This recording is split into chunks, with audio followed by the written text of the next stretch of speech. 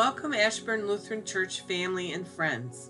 The last couple of weeks have been trying ones for everyone across the nation and the world. Our synods, congregations, and ministries are facing challenges that they've never faced before. In the light of the health crisis, Ashburn Lutheran Church is making every effort to consider the health of our congregation and to contribute to the national support and safety of our citizens. Even though we are not able to worship together at our church, we can worship together in spirit. To that end, you are invited to relive the events leading up to Christ's resurrection with this reading of the Passion story. When Jesus had finished saying all these things, he said to his disciples, "You know that after 2 days the Passover is coming, and the Son of Man will be handed over to be crucified." Then the chief priest and the elders of the people gathered at the place of the high priest, who was called Caiaphas, and they conspired to arrest Jesus by stealth and kill him. But they said, "Not during the festival, or they may riot among the people." Now while Jesus was in Bethany, in the house of Simon the leper, a woman came to him with an alabaster jar of very costly ointment, and she poured it on his head as he sat at the table. But when the disciples saw it, they were angry and said, "Why this waste? For this ointment could have been sold for a large sum, and the money given to the poor." But Jesus, aware of this, said to them, "Why do you trouble the woman? She has performed a good service for me. For you always have the poor with you, but you will not always have me. By pouring this ointment on my body, she has prepared me for burial. Truly I tell you, wherever this good news is proclaimed in the whole world, what she has done will be told in remembrance of her." And one of the 12, who was called Judas Iscariot, came to the chief priest and said, "What will you give me if I deliver him over to you?" They paid him 30 pieces of silver, and from that moment began to look for an opportunity to betray him. Now, on the first days of unleavened bread, the disciples came to Jesus and said, "Where do you want us to make the preparations for you to eat the Passover?" "Go into the city to a certain man and say to him, 'The teacher says, my time is near. I will keep the Passover at your house with my disciples.'" And the disciples did as Jesus had directed them, and they prepared the Passover. When it was the evening, he took his place with the 12, and they were eating. As they were eating, he said, "Truly I say to you, one of you will betray me." They became greatly distressed and began saying to him one after another, "Is it I, Lord?" "The one who has dipped his hand into the bowl with me will betray me. The Son of Man goes as it is written of him, but woe to that man by whom the Son of Man is betrayed. It would have been better for that man if he had not been born." Jesus, who would betray him, answered, "Is it I, Rabbi?" He said to him, "You have said so." Now they were eating. Jesus took bread, and after blessing it, broke it and gave it to the disciples and said, "Take, eat. This is my body." He took the cup, and when he had given thanks, he gave it to them, saying, "Drink from it, all of you, for this is my blood of the covenant, which is poured out for many for the forgiveness of sins. I tell you, I will not drink again of this fruit of the vine until the day that when I drink it new with you in my Father's kingdom." And when they had sung a hymn, they went out to the Mount of Olives. Then Jesus said to them, "You will all become deserters because of me this night, for it is written, I will strike the shepherd, and the sheep of the flock will be scattered. But after I am raised up, I will go ahead of you to Galilee."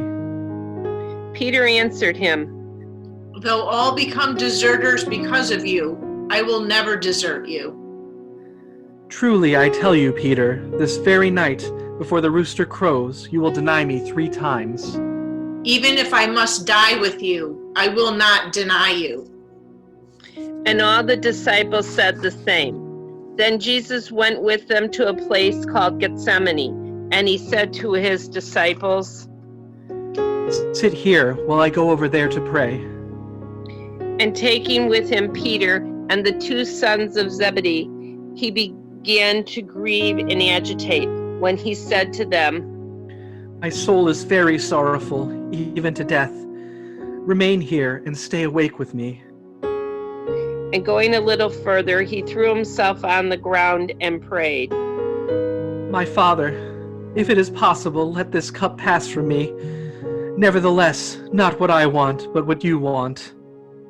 Jesus came to the disciples and found them sleeping. And he said to Peter, So could you not stay awake with me 1 hour? Stay awake and pray that you may not enter into temptation. The spirit indeed is willing, but the flesh is weak. Again, for the 2nd time, he went away and prayed, My Father, if this cannot pass unless I drink it, your will be done. And again he came and found them sleeping, for their eyes were heavy. So leaving them again, he went away and prayed for the 3rd time, saying the same words. Then he came to the disciples and said to them, Sleep and take your rest later on. See, the hour is at hand, and the Son of Man is betrayed into the hands of sinners. Get up, let us be going. See, my betrayer is at hand. While he was still speaking, Judas came, one of the 12, and with him a great crowd with swords and clubs from the chief priests and the elders of the people. Now the betrayer had given them a sign, saying, The one I will kiss is the man. Arrest him. At once he came up to Jesus and said, Greetings, Rabbi. And he kissed him. Jesus said to him, Friend, do what you came to do. And they came up and laid hands on Jesus and arrested him. Suddenly, one of those who were with Jesus stretched out his hand and drew his sword and struck the servant of the high priest and cut off his ear.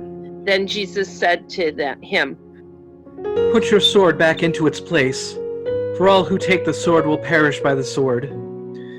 Do you think that I cannot appeal to my Father, and he will at once send me more than 12 legions of angels? But how then would the scriptures be fulfilled, which say that it must happen this way? At that hour, Jesus said to the crowds, Have you come out as against a robber with swords and clubs to capture me?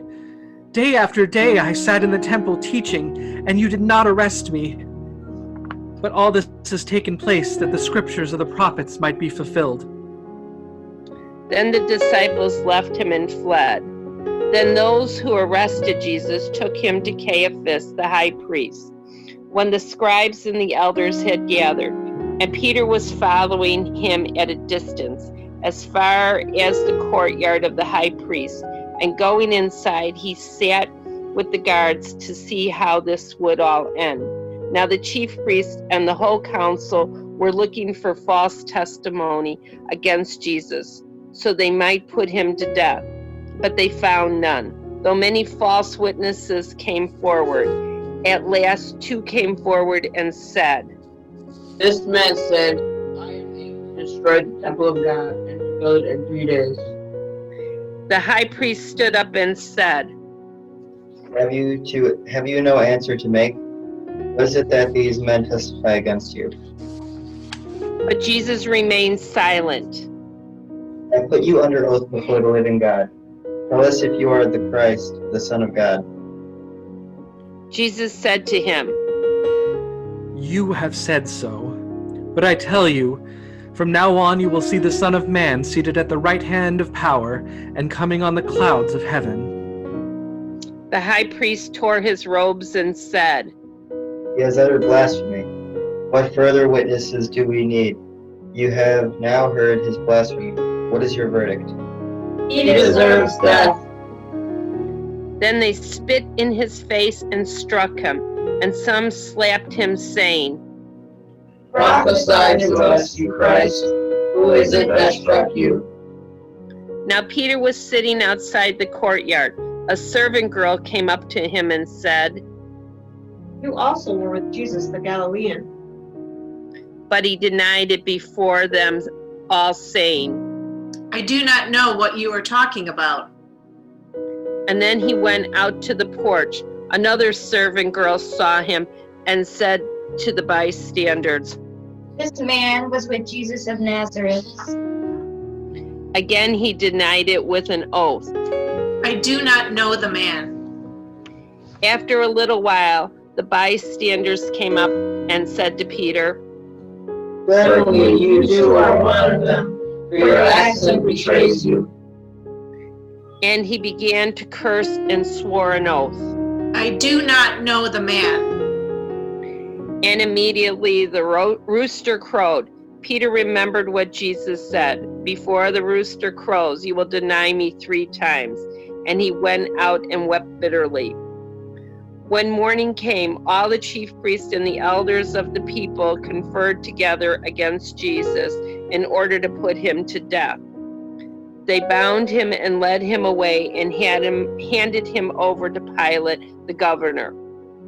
Then when Judas, his betrayer, saw that Jesus was condemned, he repented and brought back the 30 pieces of silver to the chief priests and the elders, saying, I have sinned by betraying innocent blood. What is that to us? See to it yourself. Throwing down the pieces of silver into the temple, he departed and went and hung himself.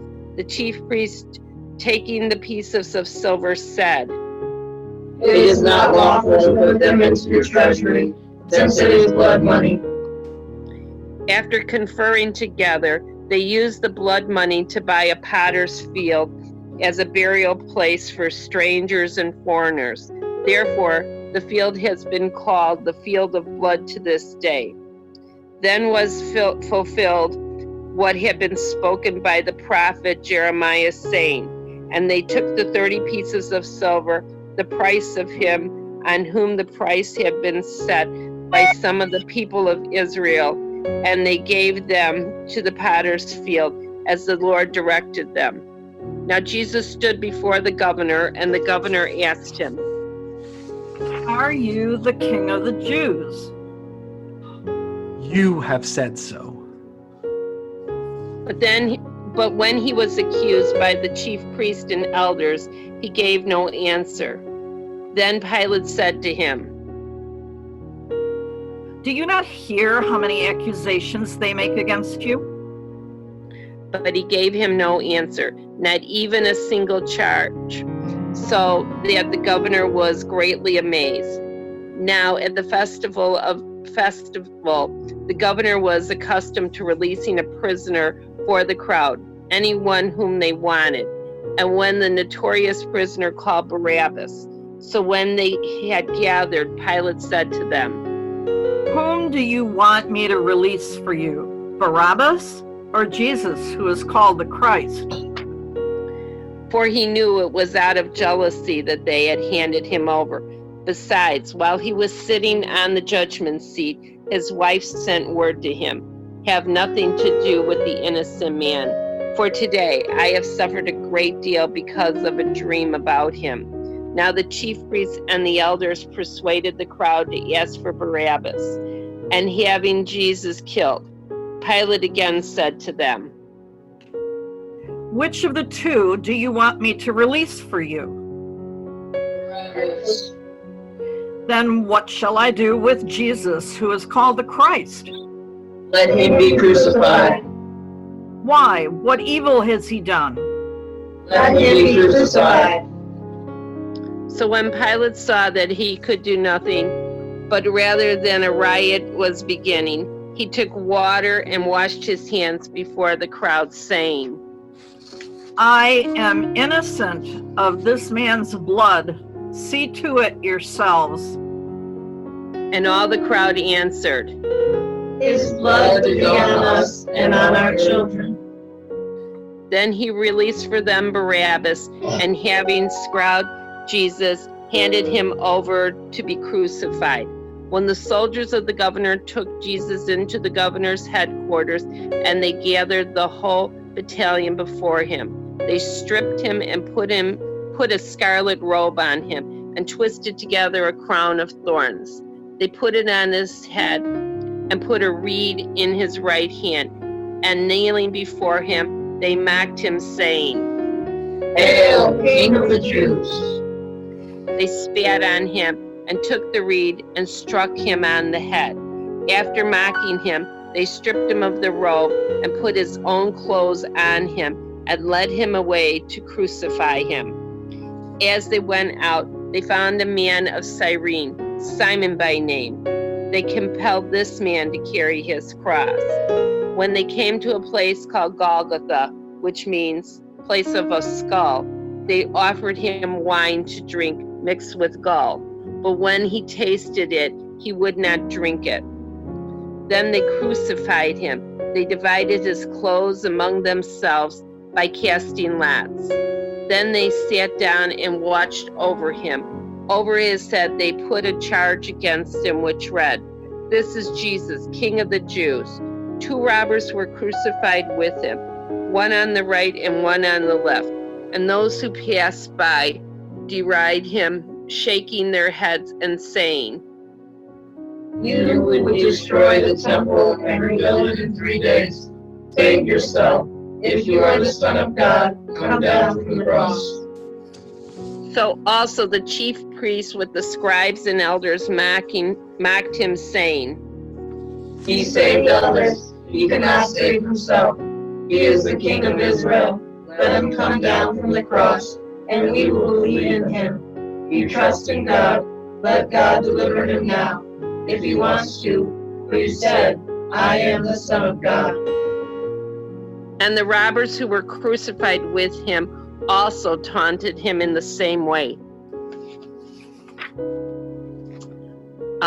From noon on, darkness came over the whole land until 3 p.m. And about 3 o'clock, Jesus cried with a loud voice, Eli, Eli, lema sabachthani. This is, my God, why have you forsaken me? And some of the bystanders hearing this said, This man is calling for Elijah. And one of them at once ran and took a sponge filled it with sour wine and put it on a stick and gave it to him to drink. But the others said, Wait, let us see whether Elijah will come to save him. Then Jesus cried again with a loud voice and breathed his last. At that moment, the curtain of the temple was torn in two from top to bottom. The earth shook and the rocks were split. The tombs also were opened, and many bodies of the saints who had fallen asleep were risen. After this resurrection, they came out of the tombs and entered the holy city and appeared to many.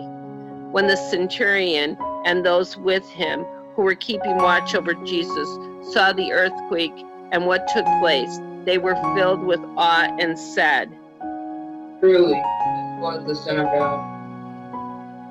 And there were also many women there, looking on from a distance, who had followed Jesus from Galilee, ministering to him. Among them were Mary Magdalene and Mary, the mother of James and Joseph, and the mother of the sons of Zebedee. When it was evening, there came a rich man from Arimathea named Joseph, who also was a disciple of Jesus. He went to Pilate and asked for the body of Jesus. Pilate ordered it to be given to him. Joseph took the body and wrapped it in a clean linen shroud and laid it in his own new tomb, which he had cut out in the rock. He rolled a great stone to the entrance of the tomb and went away.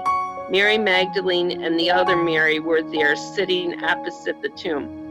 The next day, that is, after the day of preparation, the chief priest and the Pharisees gathered before Pilate and said, Sir, we remember how the impostor said, while he was still alive. After 3 days I will rise. Therefore, order the tomb to be made secure until the third day. Otherwise, his disciples may go and steal him away and tell the people, he has risen from the dead, and the last fraud will be worse than the first. Pilate said to them, You have a guard of soldiers. Go, make it as secure as you can. So they went and made the tomb secure by sealing the stone and sending a guard. Thank you very much for being a part of our Holy Week. Ashburn Lutheran extends the hand of friendship to all. We ask for prayers of health, safety, and comfort for everyone in these trying times. Have a blessed week as we prepare to celebrate Christ's death and resurrection.